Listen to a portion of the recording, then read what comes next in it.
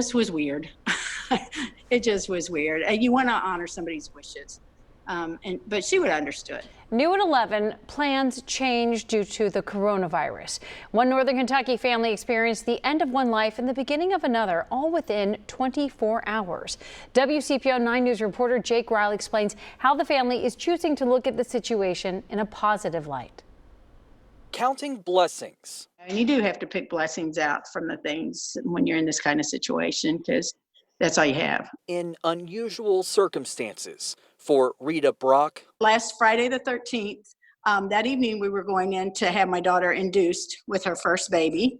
And it was, exciting day. A day she had been waiting for. Phone rang at 6:30. I totally expected it to be her. Instead, it was her brother-in-law in Florida. The news Rita's mom, Lois Hampton, had passed away. That she had died in her sleep that night. So my mom had written everything out. A plan made in 1977 when Lois paid for her burial. She knew who she wanted to speak. She knew who she wanted to sing. She had Bible verses for all the children and grandchildren to read. Later that day, another call came in. Christ Hospital, where her daughter would be giving birth, was closing down to visitors due to COVID-19 for the labor delivery nurse of more than 30 years. And the one that meant the most to me that I had waited for my whole life was not going to be able to happen. And I just was so upset. So she rushed to Christ Hospital, getting here about 90 minutes before it closed to guests, just in time.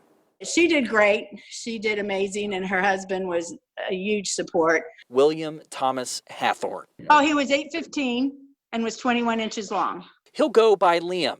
These pictures taken by Rita as the hospital photographer considered non-essential. Nobody able to come for that. So she was disappointed with that. The focus then on preparing for a memorial. So we thought we could do it at the funeral home. Then the funeral home said we could only have 10 or less people there at the service. For the woman with a plan, she couldn't have ever planned for the coronavirus. At the very end, she said, if this doesn't work out, just scrap it.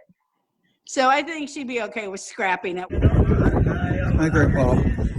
Not physically in attendance, Lois' husband, who suffers from a form of dementia in Florida. Their friends that they've had for 60 and 70 years weren't going to be able to hug him or, be with him. We decided not to bring him. He watched his wife's funeral virtually through the lens of FaceTime. Hear his family friend talk, the thing mom wanted. So for him, that was a blessing. And the birth of new life. It's made grieving a lot more difficult.